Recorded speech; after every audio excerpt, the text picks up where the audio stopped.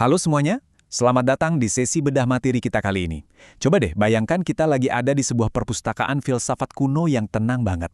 Tempat di mana dasar-dasar ilmu pengetahuan manusia pertama kali dicatat. Sebagai seorang ahli gizi, pertanyaan yang paling sering mampir ke saya itu biasanya soal, apa sih rahasia tubuh sehat?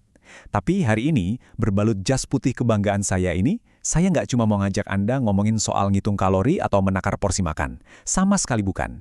Kita akan jalan-jalan melintasi waktu, mengeksplorasi sebuah konsep fundamental yang mengikat erat kebijaksanaan masa lalu dengan masa depan kesehatan kita.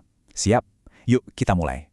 Jujur deh, pernah nggak sih Anda ngerasa benar-benar pusing saat lagi asyik scrolling media sosial?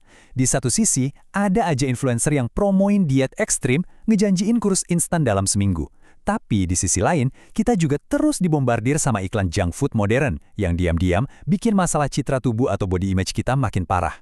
Kekacauan informasi ini tuh nyata banget loh. Kita hidup di era di mana hoax kesehatan bisa viral cuma dalam hitungan detik. Nah, di titik krisis inilah ilmu gizi benar-benar ditantang. Gimana caranya kita bisa misahin mana tren yang cuma numpang lewat dan mana kebenaran medis yang menyelamatkan nyawa? Oke, mari kita selami ini lebih dalam.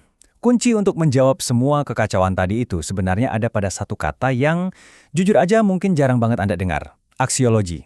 Berasal dari bahasa Yunani nih, aksios yang berarti nilai atau sesuatu yang berharga, dan logos yang berarti akal atau teori. Sederhananya, aksiologi itu cabang filsafat yang ngebahas teori nilai, tentang gimana kita menilai sesuatu, menerapkannya, dan menetapkan standar dalam sebuah ilmu pengetahuan. Ini tuh ibarat jembatan penghubung yang super luar biasa antara teori kuno dengan sains modern yang kita terapkan setiap hari. Konsep ini ngingetin kita akan satu hal penting. Ilmu gizi itu bukan sekedar mesin yang kaku. Ilmu ini nggak cuma dibangun di atas molekul, hitungan vitamin, atau mineral aja, melainkan berakar sangat kuat pada fondasi tanggung jawab moral yang udah ada sejak zaman purba.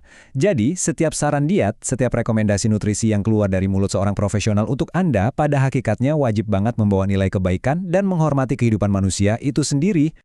Biar lebih kebayang, kita masuk ke bagian pertama, makna aksiologi dalam ilmu gizi. Dalam praktiknya sehari-hari, aksiologi ini bertindak sebagai saringan keamanan mutlak buat kami para ahli gizi. Ada beberapa prinsip utama nih yang jadi pegangan.